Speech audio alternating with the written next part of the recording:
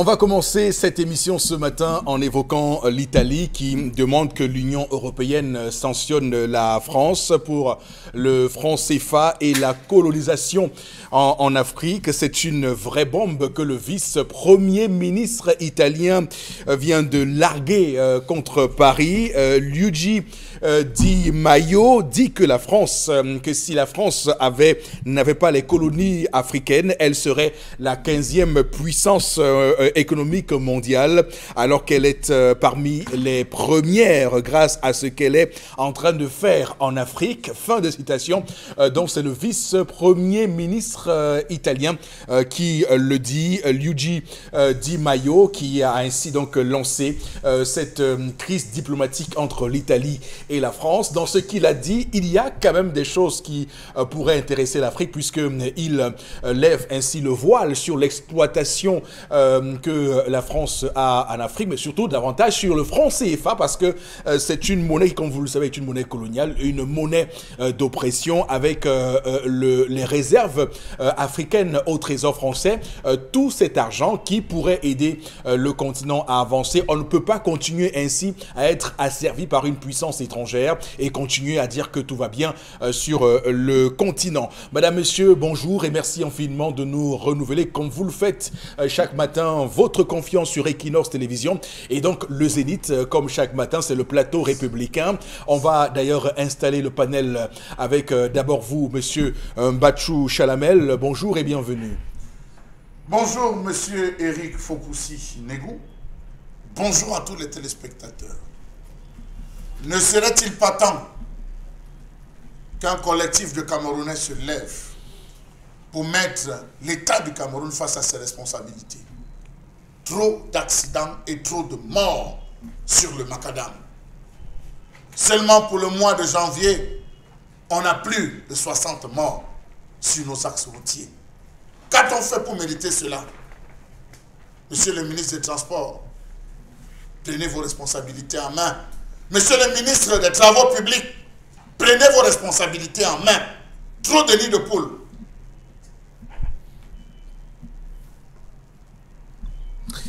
On va attendre aussi avec impatience ce que fera le ministre des Transports lorsqu'aura donc échu ce délai accordé à ces agences de voyage qui, comme vous le savez, avaient été tout récemment épinglées parce que ne respectant pas les règles liées à l'agrément et tout ce qu'on peut imaginer comme documents administratifs pour exercer l'activité de transport interurbain dans les règles de la République au final. Madame, Monsieur, également sur le plateau ce matin, Florazé, bonjour et bienvenue. Bonjour Eric Fopoussi, merci. Bonjour à vous sur le plateau. Bonjour à nos millions de téléspectateurs. Dans le cas de la revue des réseaux sociaux, il y a tellement d'informations à partager avec vous, mais on va rester beaucoup plus à Douala avec cette note qui fait le buzz, un chef de canton qui oblige les commerçants. On est à Deido à soutenir financièrement un club. On en saura un petit peu plus dans le cas de la revue des réseaux sociaux. Voilà donc un sujet qui pousse enfin la polémique sur les réseaux sociaux et certaines personnes également. On va revenir sur des commentaires par rapport à cette somme de 10 000 francs CFA, une sorte d'obligation d'un autre qui est intimé par rapport à ce soutien, à ce club de football et puis la position des commerçants et même des citoyens dans cette partie de Douala, Eric Fopoussi. En tout cas, Sa Majesté Ekwala Isaka Deido II, on verra très bien si ce mandat exclusif qu'il a signé pour Léopard Sportif de Douala, on verra si c'est une bonne ou une mauvaise décision. C'est vrai que pour l'instant, cette décision divise l'opinion publique camerounaise. D'aucuns estiment qu'il n'a pas raison de le faire, puisqu'on pourrait retrouver dans ce canton de Deido des supporters, pourquoi pas de l'Union ou bien de Bamboutos, de Mbouda ou de Canon ou Tonnerre et qui ne pourraient pas contribuer donc au financement d'un club qui serait un club rival. Donc voilà, puisque Ce n'est pas obligé. Non, c'est un mandat qui demande aux commerçants de Deido. Ce n'est pas obligé. Nous sommes à l'époque de nos ancêtres. Vous voulez dire quoi, Chalamel? Monsieur Fopoussi, Qu'est-ce que vous voulez dire? En plus de l'impôt qu'on paye à l'État, on doit payer un autre impôt, l'impôt aux autochtones. On fera le débat tout à l'heure. Voilà, vous commencez vous commencez à très fort. Nous ferons le débat tout à l'heure. D'aucuns estiment que ça se passe comme ça partout. Pour ceux qui savent comment ça se passe à Barcelone, par exemple, en Espagne, il y a ce qu'on appelle là-bas les socios qui contribuent pour le club. Donc, beaucoup estiment, d'autres estiment que c'est dans cette logique que Sa Majesté Kwala Isaka Daido II inscrit donc désormais le renouveau de Léopard sportif de Douala. Donc, on verra très bien ce qu'il y a à retenir de cette nouvelle. Également sur le plateau ce matin, Bobok Bengan, bonjour et bienvenue. Bonjour, monsieur Foposi Negou. Bonjour à vous, chers téléspectateurs. Dans son éditorial intitulé « C'est la France qui a besoin de l'Afrique », paru dans Jeune Afrique numéro 2937 du 23 au 29 avril 2017, monsieur Marwan Benjamed dit ceci, je cite, « L'Afrique sans la France, c'est une voiture sans chauffeur. La France sans l'Afrique est une voiture sans carburant. » Fin de citation. Il reprenait là les propos de son Excellence Omar Bongo Ondimba est décédé. Donc, que les autorités italiennes apprennent que c'est comme ça. Donc, elles ne permettent donc plus à la France de tenir les sommets France-Afrique ou Afrique-France. Comme ça, en tout cas, l'Italie demande clairement à l'Union européenne de réagir parce que pour ceux qui nous regardent, les enjeux sont énormes pour l'Italie qui accueille chaque année des milliers et de milliers de migrants africains qui fuient la misère dans leur pays pour se réfugier là. Et l'Italie pense que la France, en quittant l'Afrique, en quittant les colonies, puisque l'Italie considère que pour l'heure, les 14 pays qui sont dans le précaré français sont encore des colonies, que la France doit quitter complètement ces colonies-là pour permettre donc à l'Afrique, à ces pays-là de se développer et ainsi stopper le flux de migrants qui tous les jours meurent dans la Méditerranée ou qui arrivent sur les côtes italiennes. Donc c'est un enjeu. On verra si l'Italie a suffisamment de pouvoir et de force pour faire fléchir l'Union européenne et donc désormais demander à la France d'arrêter avec le franc CFA. C'est clair et net, il dit que la France doit être sanctionnée pour le franc CFA, qu'il est inadmissible que la France ait l'euro et qu'elle ait donc un compte au Trésor français qui regroupe les réserves de l'Afrique. Donc c'est important cet enjeu-là et on comprend bien où vont les regards désormais, sont tournés vers Emmanuel Macron, vers Édouard Philippe pour voir si tout cela se met en place. On va démarrer l'émission de ce matin, mesdames, messieurs. Nous sommes le mardi 22 janvier 2019 avec la première articulation, l'histoire du jour, qui est donc drivée par Tendance Cogne, la voyageuse. Bonjour et bienvenue. Bonjour Eric. Bonjour à ces hommes qui empêchent à leurs épouses d'être belles. Il y a un monsieur qui a dit à sa femme qu'ici là, tu vas rester comme je veux. Ah oui, que tu restes comme je veux. C'est pourquoi je t'ai choisi. C'est pourquoi j'ai décidé que tu sois la mère de mes enfants, la femme de ma vie. Et comme je te parle là, c'est ça. Miracle! Mon père. Un homme ne peut pas empêcher à sa femme d'être belle. C'est ce que tu dis, pater. Un homme exige à sa femme d'être comme il l'a connue, comme il aimerait la voir. Voilà le vrai mot. Donc c'est d'abord pour votre époux, ce n'est pas pour de tout le monde. On va commencer le débat maintenant.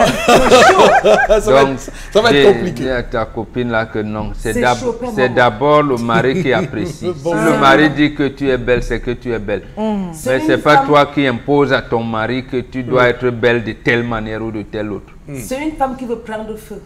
Elle vit ici au Carrefour à Gypre. Tu vois comment il y a la société SCDP, tu travailles la société, elle est quelque part derrière. On avait dit qu'on doit détruire les gens là. Elle est quelque part à l'angle là. Elle a ses problèmes qui l'arrangent. Son mari travaille en mai. Il travaille en mai. Demain, il a voyagé. Ça fait 2 semaines. Donc, il est parti, il a fait 2 semaines. Oui, ils font 2 semaines et reviennent. Il a fait 2 semaines. En revenant, madame avait changé. Hein? Voilà. La beauté. Donc, elle était devenue encore rayonnante. Belle. Claire, tout ce qu'elle pouvait être. C'est moi qui demande que maman, Depuis quand? Tout ça pas où? Depuis quand la beauté là encore comme ça, que ouais, j'ai décidé de mettre en de belle. Comme c'est la nouvelle année, je m'étais assez négligée. Avant, quand je m'habillais, on ne voyait même pas l'éclat de mes habits. Depuis que j'utilise le lait là, quand je m'habille, on sent que voilà une femme qui est dedans. On sent que j'ai le charisme. Oh! Monsieur est parti en mer, par derrière la fesse, comme je t'explique la moment. Le problème c'est quoi? C'est sa copine qui a vu sa rivale. Elle était avec sa copine. Sa copine lui a dit que tu connais une fille qu'on appelle Michel ... Elle a dit non, je ne la connais pas. Elle dit que ok. Je voulais alors te dire que savais elle que tu soupçonnes avec ton mari depuis. Là voilà au club Njinja. C'était au marché nous des deux. La petite de son mari buvait le Njinja. Subitement, elle a vu comme la femme était bien brune. Donc, pas le genre bien, donc brune jusqu'à. Le genre que tu es d'abord brune, après tu manques le tout pour arranger la peau. Quand elle est rentrée à la maison, on a Flora. Elle a dit, ici, on m'a aussi composé mon lait. Elle est partie entrer dans les compositions. Elle voulait le vide clair. C'est comme ça qu'on a fait son vide clair. Donc, les secondes claires. Elle a dit que, ok, c'est ce que tu veux dehors, non? Tu vas alors avoir ça à la maison. Que les secondes claires là, que j'ai vues, oui. Elle a dit à sa copine, ah donc c'est tout ça. Oh, je comprends. Et du coup, ce qui vient dans sa tête, c'est que la fille de Michel ... a l'habitude d'identifier son mari sur Facebook. Soyez vigilante. Les petites de monsieur, ça ne s'ignore pas. Si tu es ami avec monsieur sur Facebook, les identifications, ça compte. On ne va pas dire que c'est un ami simple, non. Elle est rentrée dans son Facebook, elle a vu l'identification de Michel, ... consto. C'est où elle a vu le teint de la fille, elle dit que, ah bon, ma part va dépasser pour elle. Tu comprends le problème? Dans le seconde clair, là, c'est ça qui crée les dégâts. Quand monsieur est arrivé chez lui, comme il était en il voit comment madame avait changé, elle a encore devenu claire. Il dit que chérie, j'étais connue noire. Et avec le teint là, tu vas être avec moi. Sans le teint là, tu vas se rentrer chez tes parents. Elle dit que non, on va mon lait de toilette, que je mets quoi dedans. Monsieur a cassé tout, il a mis tout à terre. Que même les poids, même les condiments veaux, même les condiments noirs, je t'ai dit que tu vas te rendre même Carole Manyanga. Tu n'as pas besoin de mettre tous ces trucs là sur toi. Tu t'es connu noir et tu vas demeurer noir. Si tu crois que tu vas changer ta peau pour que je t'aime plus, c'est que tu as tiré à terre. Voilà un couple qui est en train de se gâter plein moment. À cause de vite clair. Elle, je conclus, pour elle, c'est qu'elle veut faire plaisir à son mari. Que comme c'est la brunette que tu veux dehors, tu veux aussi me voir brune. Comment réagir face à cette situation? Vous décidez d'être belle, monsieur vient mettre les calmes. Alors que c'est où il meurt dehors. Vous voyez, le bandit n'aime pas qu'on le vole. Tu veux toi être belle, il dit, il met les calques ici, là. Tu vas devenir que tout pourri, noir comme je t'ai connu. C'est bon, Eric. Ok, d'accord. Alors, ça, c'est des sujets, des histoires, des vies, des façons d'être qui intéressent parce que ça nous permet d'entrer en profondeur dans les enjeux de notre ère. Et notre ère est aujourd'hui confrontée à la montée en puissance du féminisme, lequel féminisme souhaite évidemment rattraper un certain retard et surtout réclamer des droits, beaucoup plus de droits, beaucoup plus de considération pour la place de la femme dans cette société, une place qu'elle ne voudrait plus simplement comme on l'a conçu jusqu'ici, une place qu'elle voudrait elle-même choisir, où elle se sentirait beaucoup mieux. Et ça nous permet ici d'avoir le vocable beauté comme vocable à définir, un vocable à mettre en exergue. C'est quoi justement la beauté? Et aujourd'hui, on a de nombreuses femmes qui se plaignent de ce que les hommes les chosifient, parce que les hommes, lorsque ils regardent la femme, ils projettent désormais, on le voit à travers la forte densité des clips vidéo, des images de publicité, où la femme est vraiment placée dans l'expression de son corps, de son physique, de ce qu'elle est. D'ailleurs, il y a aujourd'hui une dictature mondiale qui veut définir quelle est la ligne de la femme, la corpulence idéale de la femme. Et alors, ces femmes-là se plaignent justement de ce que cette forte considération du physique étiole un peu l'essence même de la femme qui est l'intellect. D'ailleurs, on suivait encore un débat il y a quelques jours sur une chaîne de télévision américaine où il y avait une femme là-bas qui se plaignait de ce que l'on soit aujourd'hui en train de faire des concours Miss Beauté, si parce qu'elle estime que ce n'est pas ça, c'est pas à ça qu'on doit réduire la femme, à sa beauté physique. Donc, nous sommes dans un couple où c'est une femme qui justement se considère dont l'estime de soi se traduit par le physique, par le miroir, parce qu'elle projette dans son miroir, parce qu'elle regarde dans son miroir. C'est de là que vient son estime. Alors, on va bien comprendre pourquoi les hommes ont parfois si considération par rapport à tel point. Alors, cher Lamel, l'histoire de ce matin donc met en scène, on le voit très bien, une femme qui souhaite devenir belle, être belle. Pour vous, c'est quoi être belle? Monsieur Eric Fopoussi, depuis la nuit des temps, la femme n'a jamais su comprendre ou alors décrypter ce qui attire l'homme vers elle. Ah oui, monsieur Eric Fopoussi. Les femmes sont perdues. Les occidentalisés d'aujourd'hui sont tellement perdus que même dans leur façon de cuisiner, on ne s'y retrouve plus, monsieur Eric Fopoussi. Alors que c'est une chaîne logique. La femme, monsieur les Fopoussi, n'est belle que de par l'éclat de la lune qui a accompagné la grossesse de sa maman. Voilà le premier, voilà comment on dit en Afrique. La femme n'est belle que de par l'éclat de la lune qui a accompagné la grossesse de sa maman. Pourquoi on le dit? Parce que la femme est plus éveillée la nuit lorsqu'elle est enceinte que le jour. Le jour est d'or, la nuit c'est la nuit de tous les goûts. Lorsque la lune se lève, elle veut manger le piment, elle veut manger le sel, elle veut des choses très compliquées, c'est à 7 heures. Et c'est là où l'éclat de la lune façonne la beauté. Monsieur Eric Fopoussi,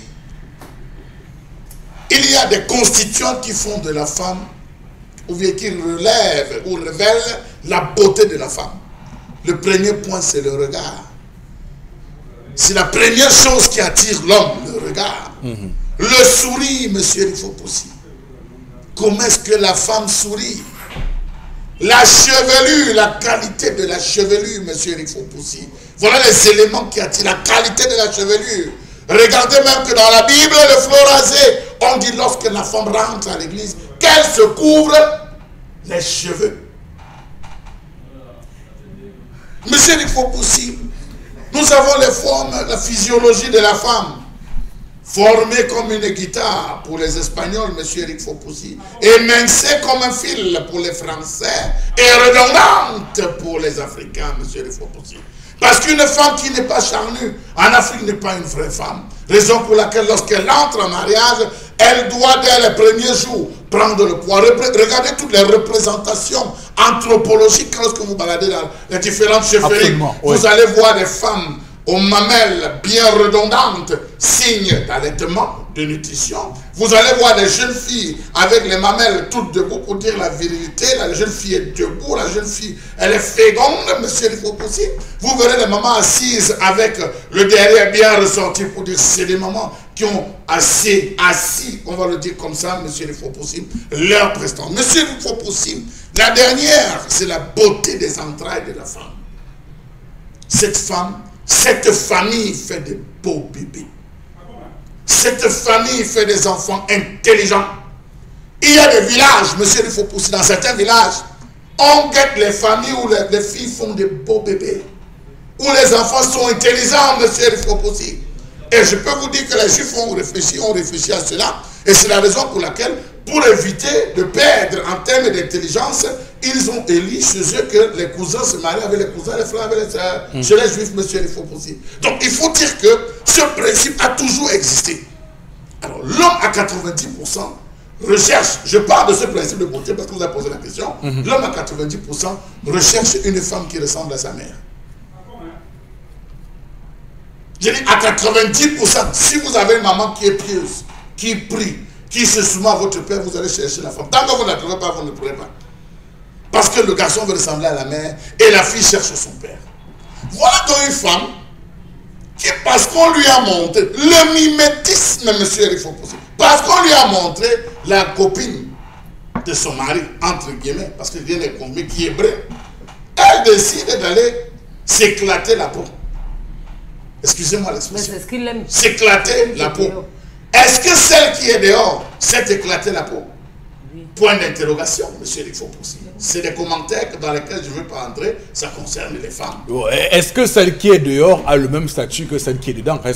Restons dans la même considération. Monsieur Eric Foposi, voilà donc un homme, voilà ce qu'on appelle un bantou.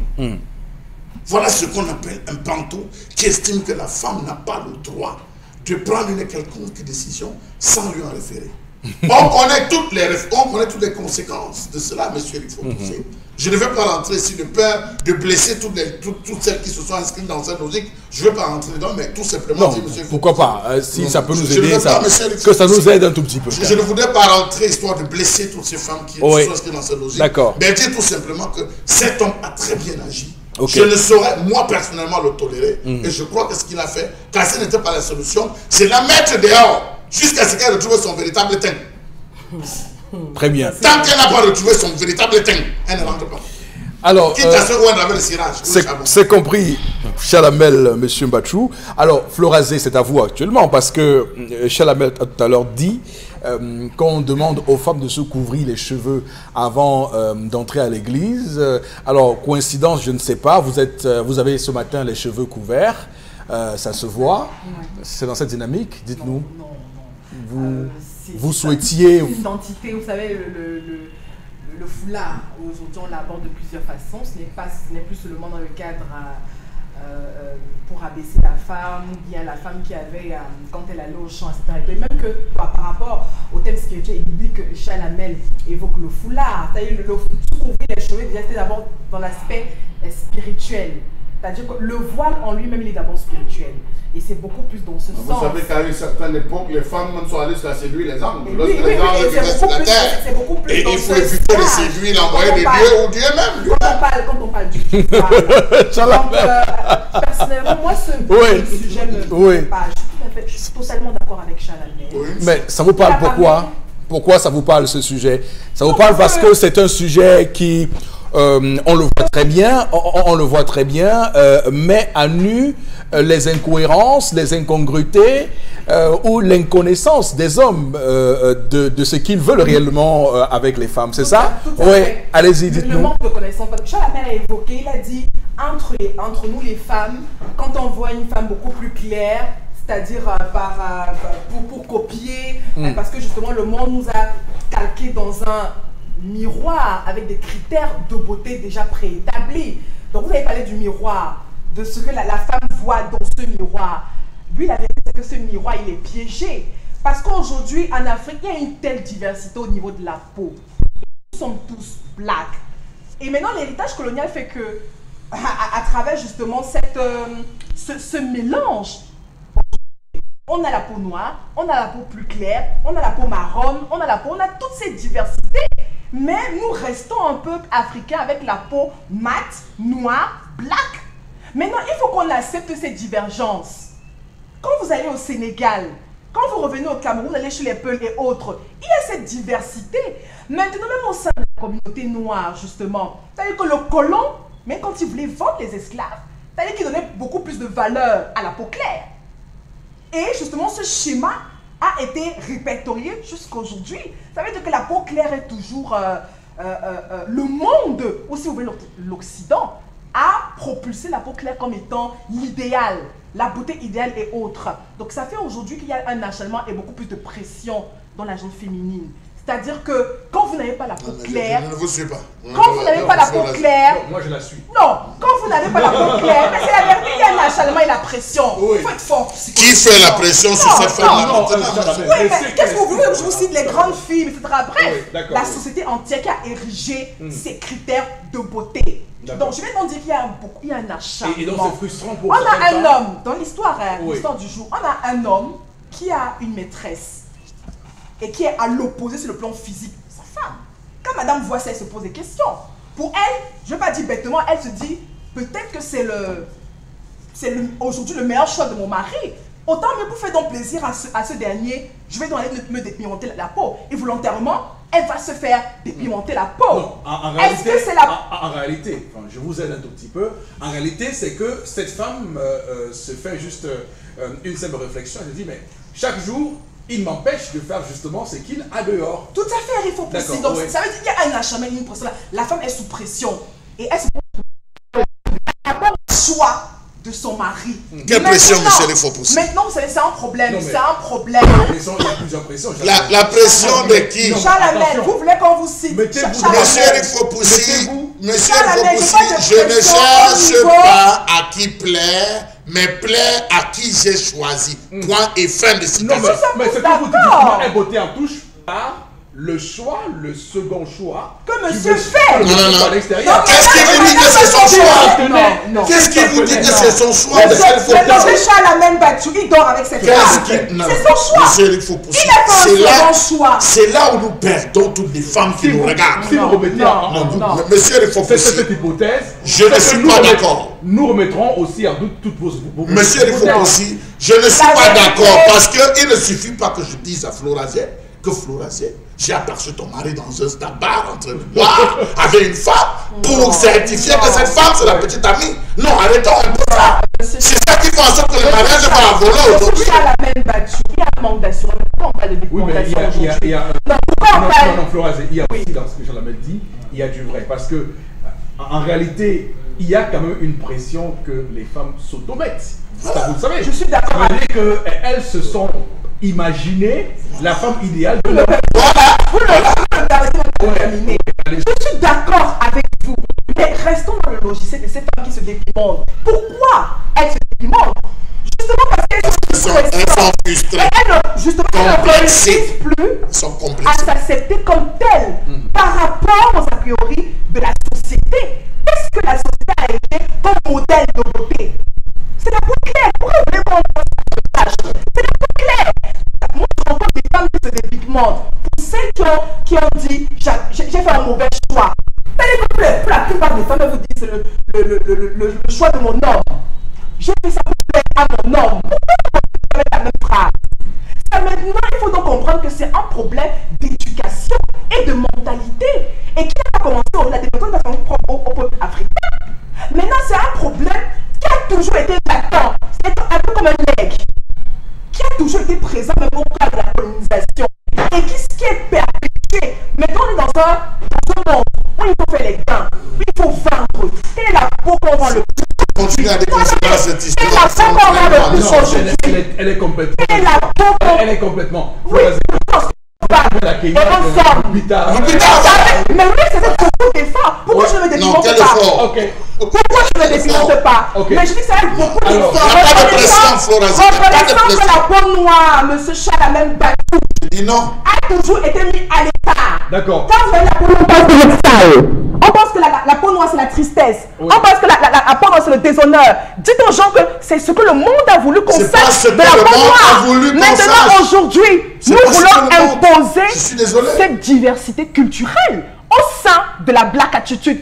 Il y a justement vous n'êtes pas totalement noir, Faux-Poussi Negou, ou Charles Amel, ou moi. Nous avons des teintes différentes. C'est cette diversité qu'il faut mettre en avant pour que les peuples, pour que nous, Africains, puissions nous accepter. Avant vous, il y a eu plusieurs personnes qui ont défendu ce mode de vie. Il y a plusieurs Noirs américaines qui ont lancé le concept. Et pourquoi la dépimentation? Avant vous, non, et pourquoi la dépimentation est encore plus value aujourd'hui? Il y a à peine 2 mois encore, M. Eric Faux-Poussi, on lançait aux États-Unis le principe des afros. Ces jeunes femmes qui laissaient leurs cheveux afro. Et vous avez vu, ça a pris de l'ampleur. Les Africains ont plus qu'envie de revenir à leur source. Non, oui, je suis d'accord avec ça. Non, c'est le modèle qu'on va aujourd'hui. Parce que quand vous arrivez dans des pays où on refuse que les produits éclaircissants se vendent, ça veut dire que le problème est toujours grave. L'histoire de ce matin. Première chose, mais Milan Kundera a dit, je cite, le mariage, c'est l'art pour 2 personnes de vivre ensemble aussi heureuses qu'elles auraient vécu chacune de leur côté. Fin de citation. Donc, voilà la femme qui est aimée par son mari, comme elle est, et les deux vivent. Parce qu'elle dit, elle a vu quelqu'un qui se trouve être la copine ou la maîtresse de son mari, qui a un teint clair, elle décide d'être teint clair. Ça veut dire qu'en fait, elle ne veut plus vivre heureuse de son côté dans le mari. Merci, Mbamba. Première chose. Deuxième chose, qui dit que l'homme ne peut pas choisir une femme noire et une femme brune au même moment?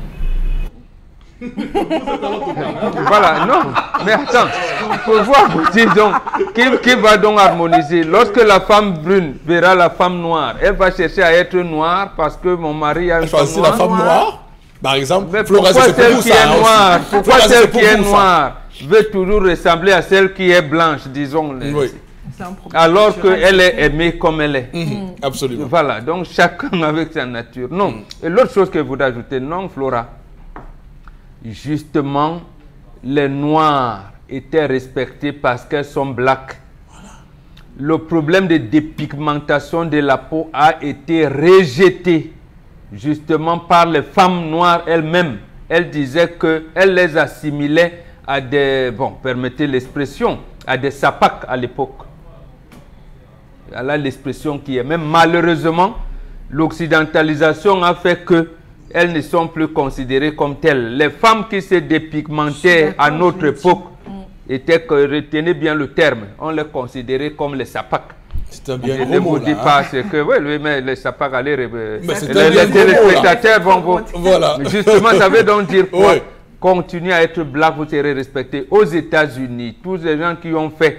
je parle même des Noirs, des femmes noires qui ont participé à la Révolution, justement, elles remontaient ce côté noir. Mais pour le...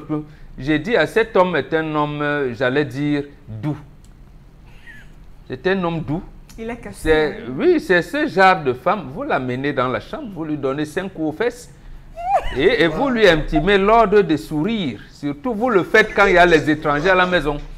Donc, elle sort en souriant. Donc, en fait, elle veut mettre, au lieu d'oxygéner la maison, elle veut apporter du gaz carbonique. C'est pas normal. Okay. C'est pas possible. D'accord, bon, c'est bon. Alors, Tendance, non, vous avez parlé suffisamment. Alors, Tendance va également donner son point de vue dans l'histoire de ce matin. C'est Tendance, une femme qui est frustrée. Oui. C'est comme ça que les hommes mettent leurs femmes au travail. J'ai une femme à la maison qui est naturelle, sans décapage. Tu l'obliges à aller faire, c'est de ta faute. Maman, on a besoin. Je ne vous demande pas de faire le Jiangsang parce qu'on va dire que même Tendance a dit qu'on doit faire un Jiangsang.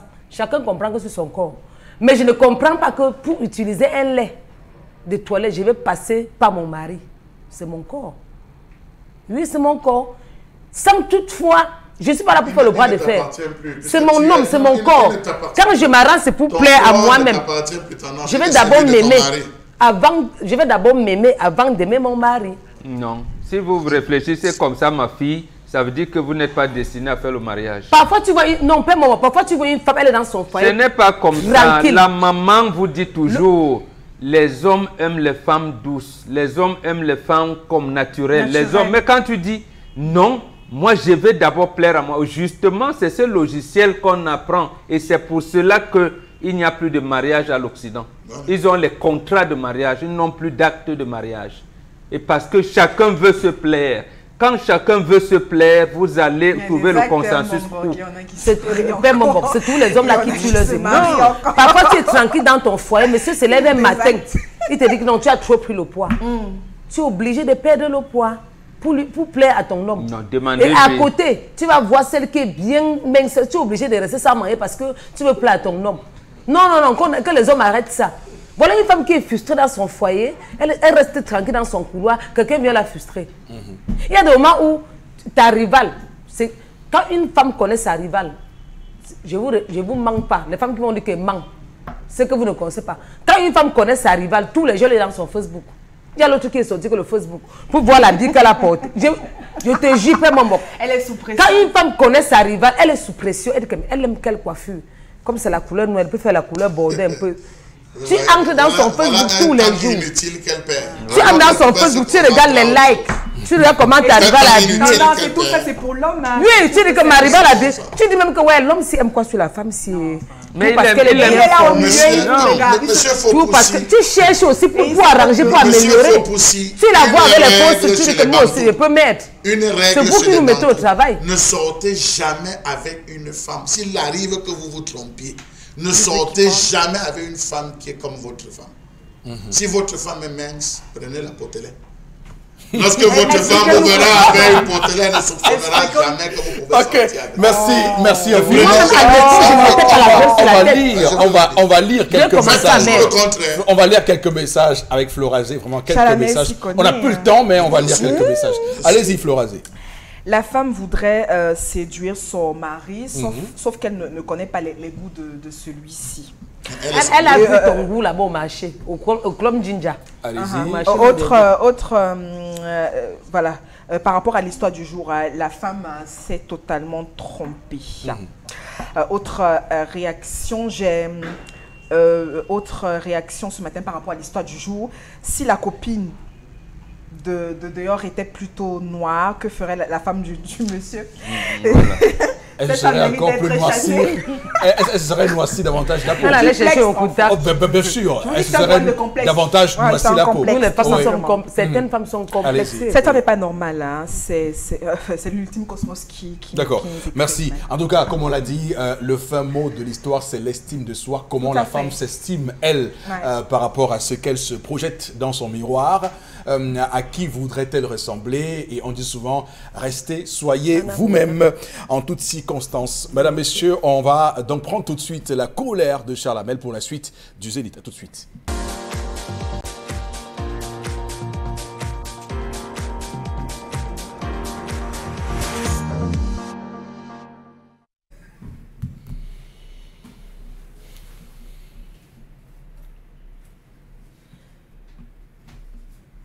Je m'interroge ce jour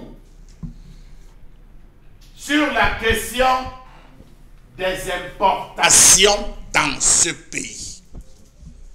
Le Cameroun vient d'entrer dans le top 10 des grands importateurs. Oui, on aime importer au Cameroun. La preuve, c'est ce sur quoi nous avons fondé notre économie, l'économie d'importation. On a des grands opérateurs économiques dont la fonction première est d'importer. Comment est-ce que le Cameroun est-il arrivé à devenir un gros importateur? Pourtant, dans les années 80, on était plutôt en passe de devenir producteur. La preuve, des pays comme la Malaisie venaient apprendre chez nous comment faire l'huile de palmiste. L'huile de palme, autant pour moi. Qu'est-ce qui empêche la production à grande échelle dans ce pays? Était-ce les forêts? Était-ce les fleuves, les rivières pour l'élevage? On importe tout et on aime ça au Cameroun. Comment comprendre qu'on consomme ce qu'on ne produit pas et qu'on produise ce qu'on ne consomme pas? Le coton nous sert à quoi? Allez savoir. Vraiment, dites-moi quel est le rôle trouble que joue la douane camerounaise et le ministère du Commerce. Il se félicite quand on ne lui demande rien et s'inquiète quand on se prépare à oublier l'ensemble de nos frustrations. Comment comprendre que le Cameroun soit, en moins de 30 ans, devenu un très gros importateur de produits de tout genre, venant de toutes les destinations du monde entier? Notre pays, depuis des ans, a vu l'explosion des importations de denrées alimentaires.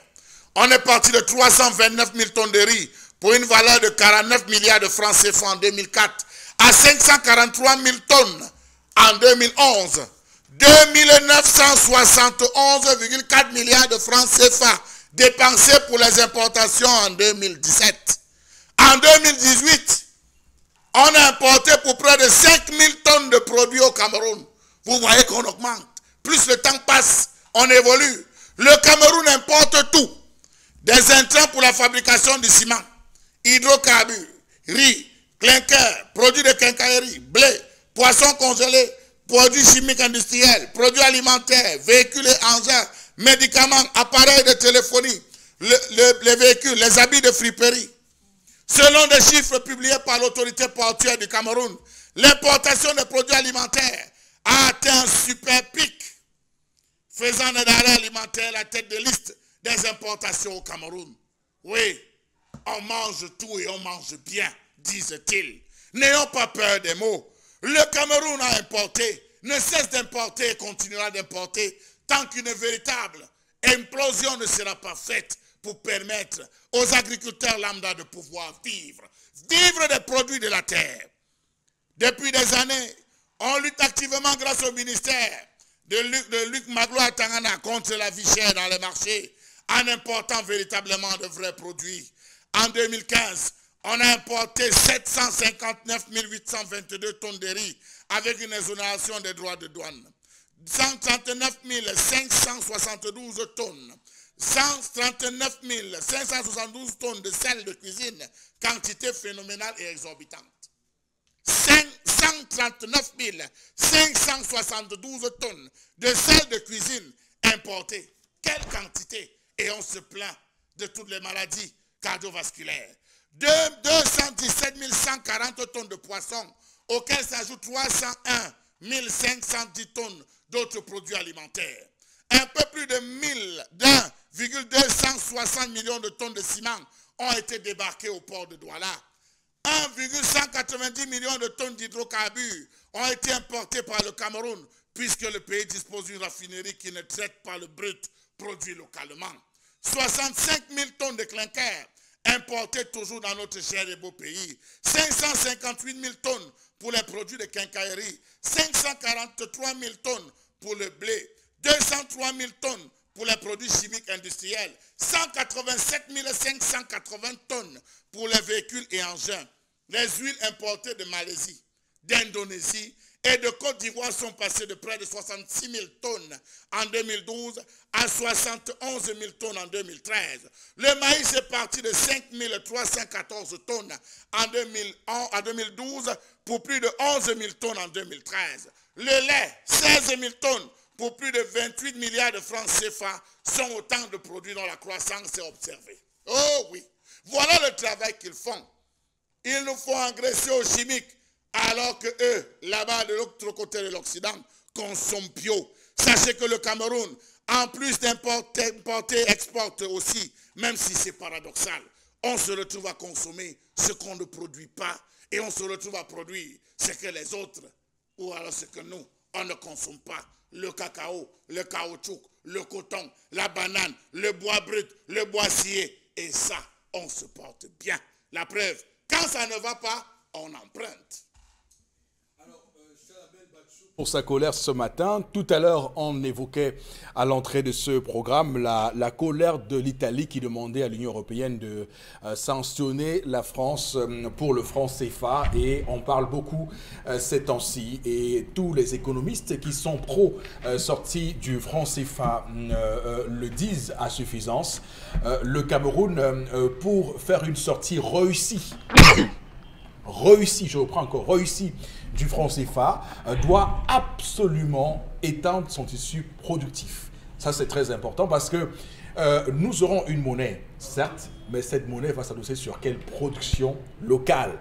C'est important donc qu'on accentue cette production locale si on veut sortir du franc CFA et nous en sortir. Parce que si on y sort, et qu'on continue le rythme effréné d'importation et que la balance commerciale continue à être déficitaire, on aura beaucoup de soucis. Parce que même quand on voit des pays avec lesquels nous avons une balance commerciale excédentaire comme la Chine, quand on interroge les économistes, oui, certes, le Cameroun a une balance commerciale excédentaire avec la Chine, mais qu'est-ce que le Cameroun vend justement à la Chine ? C'est le pétrole, c'est ci, c'est ça. Donc vous voyez que c'est des choses qui n'apportent pas grand-chose au Cameroun. Donc il faut produire localement pour enrayer cette folie de l'importation. Tout récemment, on nous a fait, d'ailleurs, grâce au budget 2019, l'augmentation des droits d'assises sur quelques produits d'importation, la friperie et autres. Ça fait un tout petit peu jaser parce que nous sommes restés inconsciemment, on va le dire, dépendants d'une dépendance addictive, comme une drogue aux produits d'importation. La friperie, les Camerounais, par exemple, imaginent mal vivre sans friperie. Ça veut dire les Camerounais imaginent mal, mais ça, c'est l'État qui doit impulser. On l'a vu avec Sankara au Burkina Faso, il avait imposé aux fonctionnaires, à tous les fonctionnaires, de s'habiller avec des vêtements qui sont faits au Burkina Faso. Avec les tisserands. Oui. Il avait imposé cela jusqu'au lycée, jusqu'au collège. Ils portent des tenues uniformes, mais faites par les tisserands burkinabés. Ok. Donc, bon, Bengan, sur cette question des importations, quelle est votre appréciation? L'appréciation, ça remonte à février, je veux dire septembre, octobre dernier, lors de la campagne électorale. Le chef de l'État, candidat d'un parti à l'élection présidentielle, lui-même, il a importé tout le tissu qui a meublé sa campagne électorale. Donc, il a importé et le tissu et toutes ces affiches. Toutes ces affiches venaient de Chine.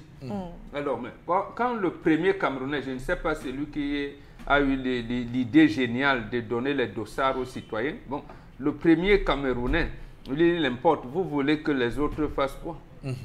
Donc, il dit qu'il faut importer. Mais non, de manière plus sérieuse, il y a deux problèmes qui se posent. Le premier problème, nous l'avons dit ici. Les États africains et le Cameroun en premier ne veulent pas mettre ces populations en ordre de bataille. Parce que c'est une bataille, c'est une guerre qu'il faut mener. La guerre, c'est de quel niveau? On a interdit aux États africains de subventionner leur agriculture. Et se sont laissés faire. Je l'ai dit ici, je répète, est-ce qu'une loi est votée aux États-Unis, Agricultural American Act, ça ferme l'Office national de commercialisation des produits de base chez nous. Et on vous dit qu'on va faire ce qu'on appelle les réformes agraires. Et un sociologue aujourd'hui décédé, Jean-Marc Ella, il a commis un livre en 90 en disant « Quand l'État pénètre en brousse ». En fait, il relevait ce que Charles Hamel dit là en quelque sorte, que les réformes agraires qu'on est en train de faire ne peuvent aboutir à rien si on ne cherche pas sur place, comme vous l'avez dit, à faire en sorte qu'il y ait un tissu économique. Mais l'autre chose qui se rapporte à ça, le chef de l'État le dit, mais en fait, il ne veut pas le respecter. Il nous demande de nous méfier des effets pervers de la mondialisation des économies. Et là, il a raison. Il a raison, mais sauf que dans la pratique, dans les 10 pays de la communauté économique des États de l'Afrique centrale, il est le seul à avoir signé les APE.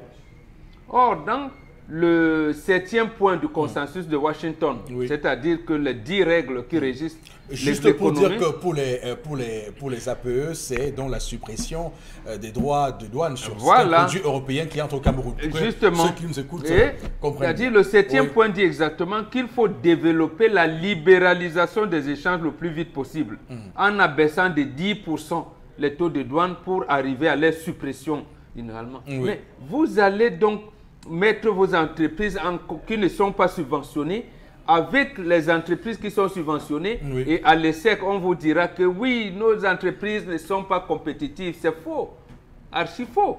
Vous ne pouvez pas les mettre en compétition. Donc ça veut dire quoi en fait? Moi je vais prendre le cas. Comment la banane camerounaise est prisée? Elle est la banane la plus prisée au monde dans des années 90 et la première société à liquider. C'est l'Office camerounais de la banane qu'on confie à quelqu'un d'autre. Absolument. Comment le cacao camerounais est prisé? Et le groupe Cacao Barry, on donne aux étrangers. Justement, c'est pour obéir au 8e point, c'est-à-dire le peu de matière que vous exportez, c'est pour payer la dette. Et c'est eux qui contrôlent. À quoi sert la Sodécoton au nord? Là où il y a le mil, le sorgho et tout. On mange le coton. Vous avez parlé du tisserand tout à l'heure. Est-ce qu'en acceptant que Sodécoton s'installe au Cameroun, c'était pour booster, j'allais dire, l'industrie d'habillement au Cameroun?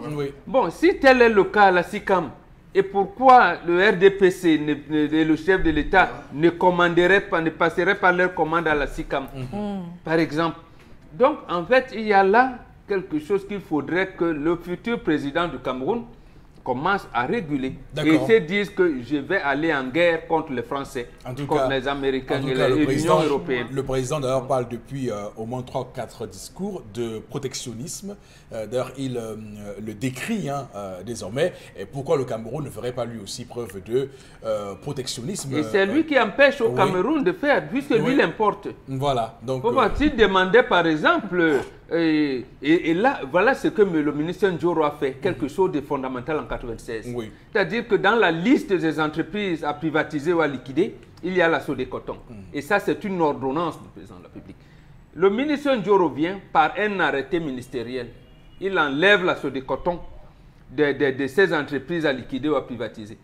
Et que vaut un arrêté face à une ordonnance? Donc, dans les normes juridiques, ça ne devait pas, mais il a au moins maintenu cet aspect. Et c'est le grand patron, là, comme dit Babi Sakana, c'est l'entrepreneur en chef qui vient encore désorganiser tout.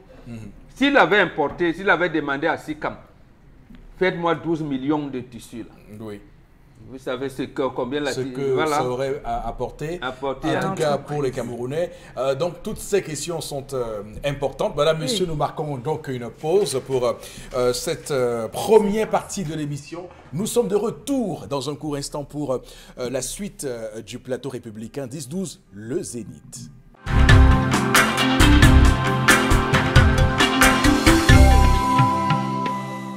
Sur ce plateau, Madame, Messieurs, pour la deuxième partie de votre magazine 10-12, le Zénith. Nous sommes le mardi 22 janvier 2019 et dans 2 jours, donc jeudi prochain, Félix Tshisekedi prêtera serment et donc sera investi président de la République démocratique du Congo. Cela est désormais donc engagé, donc il n'y a plus la voie pour une machine arrière. Donc pour Félix Tshisekedi, on va également dire que dans cette dynamique, on va attendre de voir ce que va donner la réunion ce jour à Bruxelles des ministres des Affaires étrangères de l'Union européenne qui vont dire effectivement quelle est la voie à suivre par l'Union européenne sur le processus électoral en RDC. Donc on va démarrer cette deuxième partie, Madame, Messieurs, comme chaque matin, avec les différents messages que vous nous envoyez. Et ensuite, nous ferons la revue des réseaux sociaux. Florazé, c'est à vous. Alors, on a Monsieur Mengono qui réagit depuis Ayos, dit vraiment, excusez-moi, pour quel est l'impact justement de la friperie dans la société camerounaise et comment le Cameroun devrait utiliser ses ressources pour qu'elle lui soit plus profitable, s'interroge-t-il depuis Ayos. Une autre réaction, je pense que l'on importe par manque d'industrialisation avancée, car la matière première y est pourtant. Monsieur, il faut possible. Lorsque vous rentrez dans un restaurant ou dans un tourne d'eau et qu'on vous sert un riz sauce tomate poisson, qu'est-ce qui est produit localement dedans? Bon, on aurait aimé que le riz soit produit, on aurait. C'est simple à importer, monsieur, il faut pousser. Le riz n'est pas de chez vous, il est thaïlandais, il sort de gauche et à droite. Pourtant, on peut prendre des riz qui sont faits là. La tomate même, ce n'est pas la tomate faite ici au Cameroun, c'est des tomates faites sous conservation. Non, on a quand même un foyer de tomates. Depuis que les Chinois font les tomates, vous avez déjà consommé la tomate. Je veux dire qu'il y a une tomate camerounaise qui vient des plaines là, dans le Nord.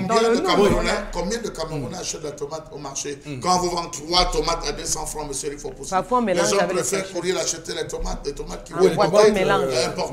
En sachet ou en bon. Oui, on mélange parfois, on met les oignons. Les gens préfèrent aller acheter cette tomate que d'acheter 3 tomates à 200 francs. Et puis, monsieur, il faut pousser. Je suis quand même scandalisé de voir ce qui se passe dans ce pays. Ailleurs, je prends le cas du Sénégal, je prends le cas du Mali. Lorsque le Sénégal s'est rendu compte que le taux de documentation atteignait un certain niveau, on a interdit et on a directement fait une loi pour pénaliser monsieur il faut possible, pour punir toutes celles et ceux qui viendraient à le faire. Ça se passe au Sénégal. Pareil au Rwanda. Au Rwanda, monsieur il faut possible. Au Mali. Monsieur, il faut possible. Non, mais il faut dire que dans ces pays-là, ça va atteindre un niveau inespéré. Hein? Oui, et que pour le coup, le Cameroun, en ce domaine, fait quand même office de bon élève. Allez discuter avec les cancérologues. Ils vont vous dire. Allez discuter avec des cancérologues, ils vont vous dire. Oui. Ils vont vous Les raconter. cancérologues, les gynécologues, obstétriciens qui font accoucher vos filles. Voilà. Aussi. Allez discuter avec eux. Voilà. Monsieur Eric Fopoussi, voici un pays étrange. Un pays étrange. Où, monsieur, on a importé 139 572 tonnes de sel. Monsieur, le ministre de la Santé reste tranquille. Le ministre de la Santé dort sur ses lauriers. Et ils vont dire que ça s'est passé encore au double, monsieur Eric Fopoussi. Mais je crois que le ministre de la Santé devait faire une sortie histoire de dire que, mais ça ne va pas. Arrêtez d'importer, de faire entrer. On pouvait s'arranger à limiter les entrées pour éviter que les Camerounais ne consomment beaucoup de sel.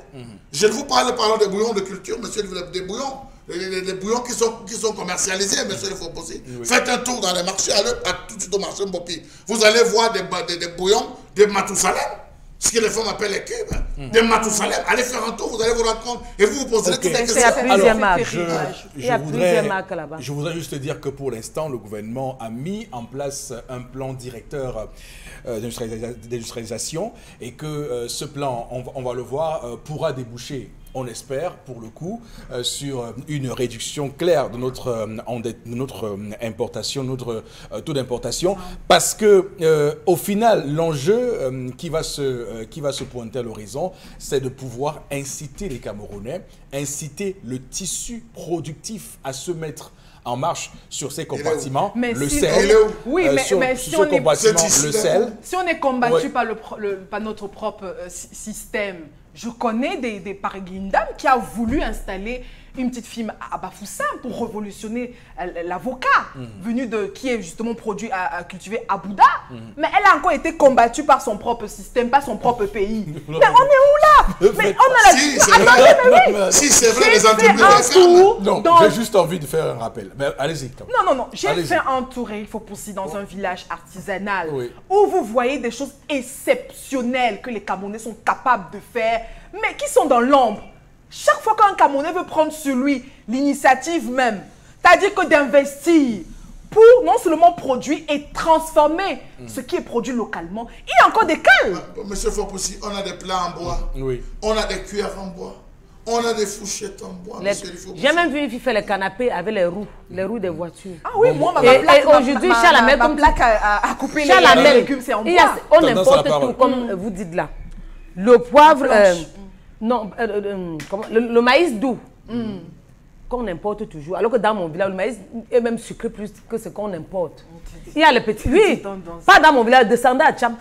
Vous allez goûter le maïs frais qui sort de Tcham. On ne va pas vous dire ou encore de quoi trop. Il y a les petits pois. Il y a les petits pois aussi qu'on... Flora, je te jure qu'on peut produire ceci, mais on importe les prix qu'on nous donne au marché. Voilà pourquoi aujourd'hui, quand tu es malade, tu pars à l'hôpital, on dit que tu as les myomes et on va opérer. 16 ans à l'hémium. 18, je te jure, va voir les gynécos. Tout à fait. Si tu vas, on appelle ma copine. Je sais. Merveille salée, c'est ma copine. Merveille salée. Demande-lui que quand tu es malade, on parle l'hôpital, on dit que tu as quoi? On dit, je dis qu'à nos jours-ci, 18 ans par l'hôpital, on dit que les myomes. Et on va opérer. La partie où c'est parti, comme c'est parti, c'est installé, là, on va seulement enlever ça. Ça fait comment que l'enfant ait 18 ans à les myomes?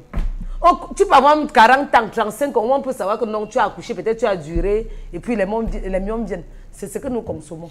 D'accord. Oui. Ok, alors il faut, d'ailleurs, Boro Benyan a commencé à élaborer et nous montrer le chemin de cela. On va appeler, c'est un ensemble de choses, on va appeler le gouvernement d'ailleurs à faire en sorte de mettre en place ce protectionnisme. On doit protéger l'espace économique du Cameroun. On doit, pourquoi pas, non mais après quelle volonté? Ils ont quelle volonté? C'est ça, justement. Ils ont quelle volonté? On a trop parlé. Attention. Alors, ce qu'on est en train de dire, c'est que ce qu'il faut faire, c'est ça. C'est le pouvoir donc protéger l'espace économique du Cameroun en faisant en sorte d'interdire ou bien de mettre des restrictions fortes sur l'entrée de certains produits sur le territoire camerounais. Donc, c'est ce qu'il faut faire. Et lorsqu'on l'aura fait, vous verrez que les Camerounais, d'ailleurs, il y a un métisme qui consiste pour certaines personnes à nous faire croire que le chocolat qui est produit ailleurs est le meilleur chocolat et que le beurre qui est produit ailleurs est le meilleur beurre et que le yaourt qui est produit ailleurs est le meilleur. Non, il faut que les Camerounais arrêtent ce mimétisme-là. Non, mais justement, ça vient pourquoi. L'autre chose qui peut se rattacher à ça, c'est quoi? C'est que le président Paul Biya, Victor Fotso, qui sont dans l'agriculture et ils ont l'argent. Ils n'ont pas besoin d'être subventionnés. C'est-à-dire ils doivent donc amener les coopératives, c'est-à-dire ceux qui sont à hauteur de 95%, qui produisent à être, bon d'abord ils ont supprimé les GIC, à développer les coopératives pour leur donner des machines agricoles et les produits pour leur permettre de booster leur production. Or, lorsque le président de la République lui-même en 2004, vous le voyez dans un tracteur chinois, et s'il en a besoin, lui peut acheter un tracteur. Il n'a pas besoin. Sauf Victor qui est dans l'agriculture, il peut acheter un tracteur. Donc ils n'ont pas besoin d'être. Pourquoi eux, tous les anciens ministres, que ce soit de l'ancien régime ou de nouveau régime, ils sont dans l'agriculture. D'accord. Et eux, ils ont les moyens pour... Mais pourquoi on leur donne encore le peu de moyens que les autres, que les agriculteurs auraient pu avoir? Donc en fait, c'est ça qui bloque ce que vous avez évoqué. On va Florazé, continuer à lire les messages. Oui, et on a Zabdi à Agaroua qui dit, Chalamel évoquait également la brocante. Hein, on va faire comment au Cameroun. Alors, autre, encore... C'est qu'il faut dire. On va lire les messages, je vous en prie. Je vous en prie. Alors, oui, vraiment, l'Union... Enfin, vous avez évoqué l'Union européenne, notamment un téléspectateur nous a suivi dans ce couloir. Autre, par rapport à l'histoire du jour, vraiment, désolé, mais à ce que je sache, ce sont les réseaux sociaux, les likes et autres qui ont peut-être poussé le monsieur à prendre une dernière épouse. Donc, la dame a donc intérêt à garder son foyer et à rester... D'accord. Ok, merci beaucoup. On va tout de suite basculer, Florazé, rapidement dans la revue des réseaux sociaux. Allez-y. Oui, Eric Fopoussi. 3 informations pour cette journée. La toute première, on reste à Douala et précisément au canton d'Eido, où justement on a un mandat exclusif qui fait le tour en tout cas des réseaux sociaux. Donc le roi du canton d'Eido, donc chez les peuples Sawa, donc Sa Majesté Ekwala Isaka, donc a institué, ordonné une collecte qui va se faire de 10 000 francs CFA auprès des commerçants présents sur son territoire. Pourquoi? C'est tout simplement pour soutenir le club de football Léopard. Je peux revenir pour dire que Léopard de Douala quand même a fait de beaux jours du championnat de football camerounais, un club mythique à titre de rappel. Donc dans le canton également, on a une importante population cosmopolite. Et pour certains qui s'insurgent contre cette note, ce mandat inclusif, je rappelle également que pour la collecte, Sa Majesté compte mettre à disposition donc, les moyens pour faciliter la collecte, ce qui également pose problème chez certaines personnes. Le recouvrement va donc se faire exclusivement en espèces contre reçu du club pour éviter certains détournements, et ce sera par justement mobile money. Donc voilà, donc la principale information par rapport à la vie dans le canton d'Eido. Vous pouvez imaginer la réaction des commerçants. Certains estiment que 10 000 francs CFA, c'est un peu trop. D'autres estiment que est-ce que ça doit être une obligation. Ben pour certains, pour se calquer justement ce qui a été fait à Aude, même dans des clubs locaux, c'est plutôt une très belle initiative de pouvoir soutenir le club. D'accord. Alors d'abord, donc si on comprend bien, tous ceux qui sont à Deido et qui nous regardent maintenant, qui ont un commerce, qui ont un callbox, qui ont une épicerie, qui ont une petite boutique, qui ont une entreprise, qui ont... Donc il n'y a pas de catégorisation de la taille de votre commerce. Non. Donc vous faites juste du commerce, vous gagnez de l'argent à Deido. Vous devez donc chaque 10 du mois donner, cotiser 10 000 francs. Ça fait 120 000 par an pour que... je veux dire, recensons un peu. Hein, on peut estimer combien de commerces à Deido actuellement. Prenons un chiffre 100. Prenons un chiffre 100. Donc, sans compter les snacks. Oui, non, mais j'estime parce que vous savez que le soir d'abord, il y a... Le snack, c'est déjà été... Sans compter les snacks. Parce que chercher l'argent n'est pas facile. Non, mais, 10 000 francs tous les fins du mois, mais quand même, c'est beaucoup. Mais on diminue. Je veux qu'on recense le tissu économique à Deido. Je veux qu'on recense le tissu économique à Deido. Il y a les snacks. Oui, il y a le soya. Il y a les vendeurs de piment. Il y a les petits commerces. Le poisson, le piment là. Il y a les braiseuses de poisson. Qui sont au moins 40 là-bas. Il y a les vendeurs ambulants aussi. Bon, non, est-ce qu'ils font oui. Non, mais il faut les compter. Oui. Vous connaissez Daido? Elle connaît Woman le poisson là. En tout cas, il faut dire que quand même Daido, quand même pour le dire, a un tissu économique et commercial assez soutenu, ça il faut le voir. Alors, on va d'abord analyser cette décision, on va apprécier cette décision. Alors, je commence par vous, Chalamel Bachou, pour vous demander, est-ce que vous comprenez ceux qui ne comprennent pas cette décision? Je ne comprends pas ceux qui ont initié cette décision. Monsieur Eric Fopoussi, je crois qu'il faut qu'on applique le système allemand désormais au Cameroun. C'est-à-dire? C'est-à-dire le système de la violence à un certain moment. C'est-à-dire? Le système allemand. Quand ça n'allait pas, il ne résolvait pas la violence. Pourquoi je le dis, monsieur Eric Fopoussi?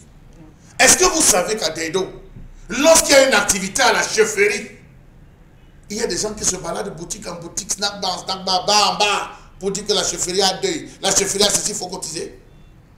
Vous pouvez imaginer ce que les gens cotisent par mois. Ils ont le format en main, le format. Que le chef du quartier a dit que le chef... Est-ce que vous connaissez toutes les menaces qui accompagnent cela? Non, je n'ai pas parlé d'arnaque. Je suis en train de détailler. Est-ce que vous connaissez toutes les menaces qui accompagnent cela? Quelles sont les menaces? Les menaces, monsieur le Fopoussi. Si vous ne payez pas, qu'est-ce que vous faites? Vous verrez. Il y a des choses qui sont faites, monsieur le Fopoussi. Ce n'est pas à moi de dénoncer. Les commerçants vont dénoncer. J'en ai vu.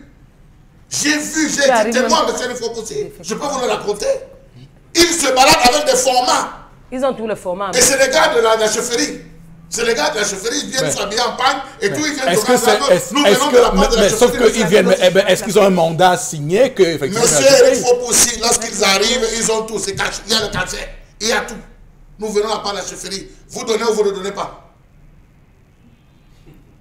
Parfois, vous le tu vas donner les gens qui donnent 5 000, les gens qui donnent 10 000. Monsieur Eric Fopoussi, sachez qu'à Daido, n'habite pas Daido qui veut. Ne loue pas un magasin ou une boutique à Daido qui veut. Les prix sont tellement élevés. Ça, il faut déjà le savoir. Un, monsieur Eric Fopoussi. Deux, vous avez des charges fixes. Il faut payer l'eau, il faut payer la lumière, il faut payer le personnel, il faut faire la maintenance. Il faut. Vous gagnez combien? Posez la question à ceux qui sont à Daido. Vous gagnez combien? Non, mais 10 000. Et quand tu ne payes pas. 10 000 votre bénéfice. Vous négligez 10 000. Et quand tu ne payes pas le matin, tu viens boire ta boutique qu'on a sali. Attends, tu auras la parole.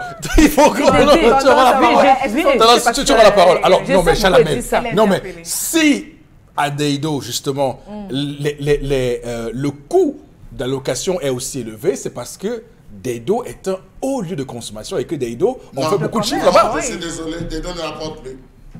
Je suis désolé, Daido ne tourne plus, monsieur le Fopoussi. Ah bon? Ah bon? Daido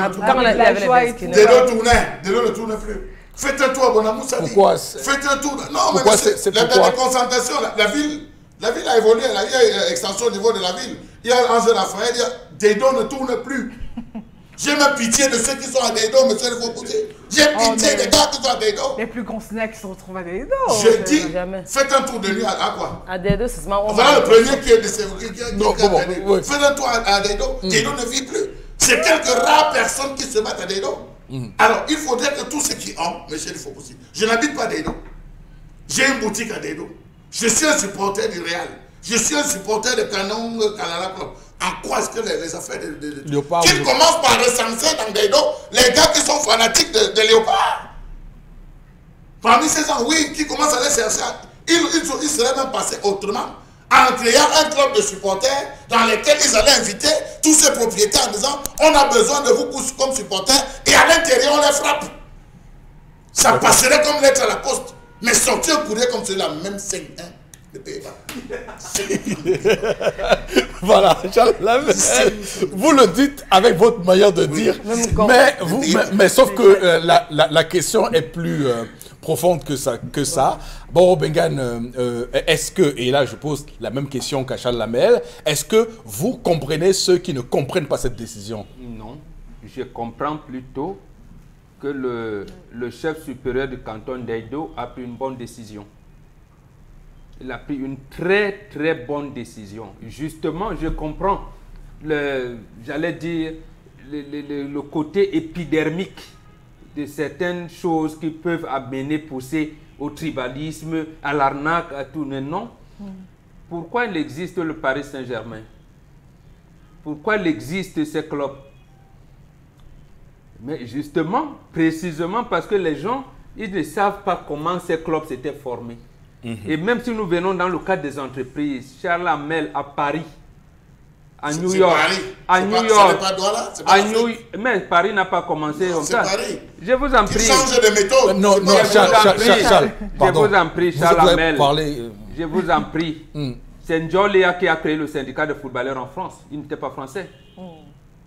Donc, ces clubs, aujourd'hui, nous sommes en 2019, vous créez une grande entreprise, une multinationale qui s'installe à Paris, a l'obligation de mettre dans son conseil d'administration des aristocrates de Paris. Vous le voulez ou non, c'est comme ça, c'est admis. Même lorsque De Gaulle a fait un coup d'État en mai 58, on le lui a imposé.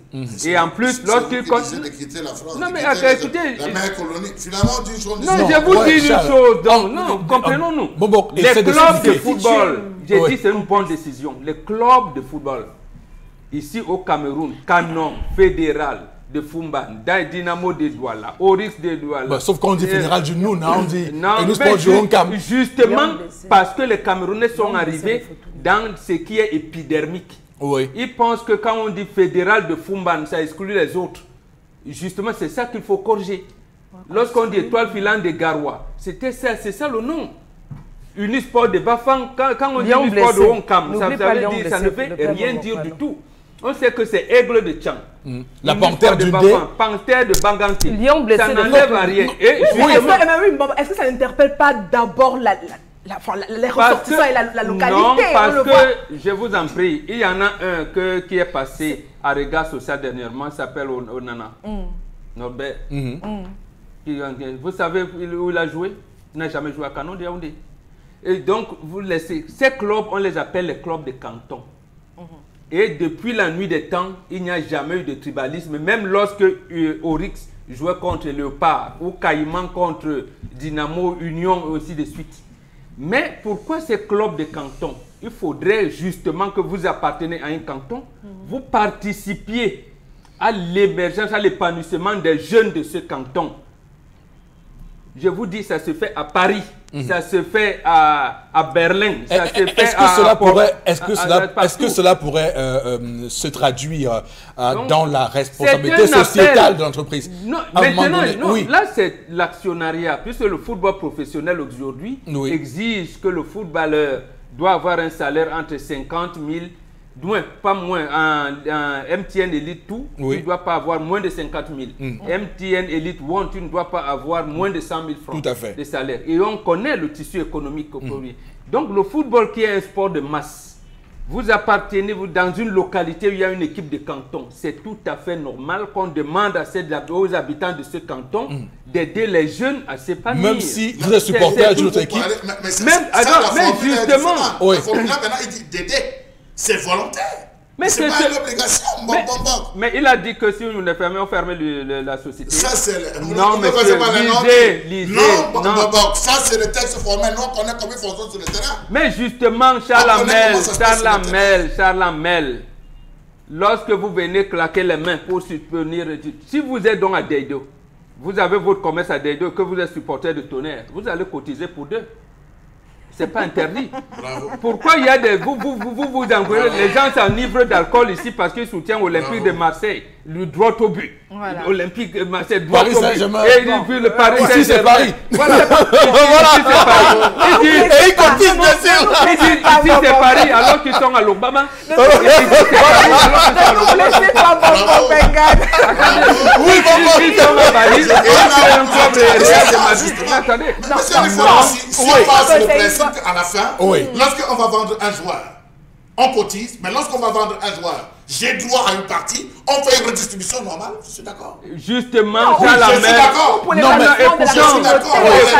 Si j'en bénéficie, je suis d'accord. Ça veut donc dire que vous, Charles Hamel, il y a des personnes comme vous qui ne peuvent pas contribuer à l'épanouissement d'un footballeur, justement. Oui, mais c'est si j'aime même d'abord. Non, écoutons, Charles Hamel. Non, mais attends, vous pouvez Charles, c'est pas vous qu'on parle. Nous faisons pas le désordre. De global. Je ne fais pas comme des attendants. Vous concluez et... On conclut en disant que vous voulez être actionnaire des léopards, vous entrez dans l'actionnariat des léopards. Mais maintenant, les clubs de soutien et tout, vous qui êtes dans le territoire des léopards, tout à fait, oui. C'est normal. On l'a fait pour Paris Saint-Germain, à l'époque où l'Enjoli, à Saint-Étienne, à l'époque où il jouait à Saint-Étienne, avec le Juste Fontaine. C'est comme ça que ça se faisait. C'est comme ça. Lorsque aujourd'hui vous applaudissez Real de Madrid, oui. Là-bas, ils ont les socios. Le roi d'Espagne, cher ami, a imposé aux entreprises qui étaient à Madrid. Je pense jusqu'aujourd'hui, renseignez-vous. Ça, c'était une décision du roi d'Espagne. Pour que les gens contribuent pour le Real de Madrid. Ça continue jusqu'aujourd'hui en 2019. Alors que Real de Madrid, c'est une société bien constituée. Voilà. Et qui n'entendent pas que, bon, comme on a transféré Ronaldo, je ne sais pas en quel club, qu'on leur donne des rétributions. Non, c'est encore vous qui venez acheter les équipements pour que le club ait des sous. D'accord.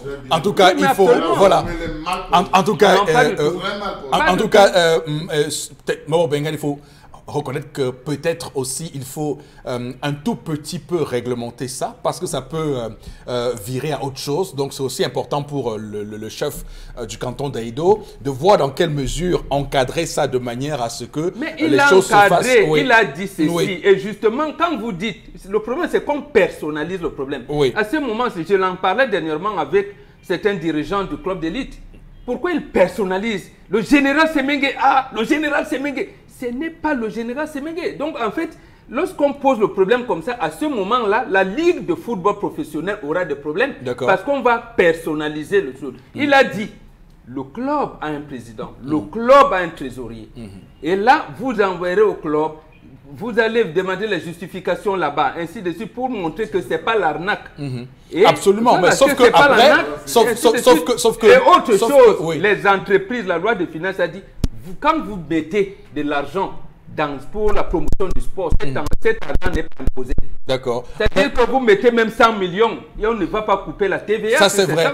Mais ce qui est important, l'encadrement, d'ailleurs, c'est ce que Tendance va nous dire maintenant par rapport à ce qui pourrait vous arriver comme représailles si vous êtes encarté comme le rebelle du canton qui refuse de cotiser. Oui, Tendance. Ceux qui vont refuser. Moi, je propose, vraiment, n'allez pas m'insulter que quand il y a dit qu'on ne cotisait pas. On peut cotiser, mais donner un montant qui sonne bien à l'oreille.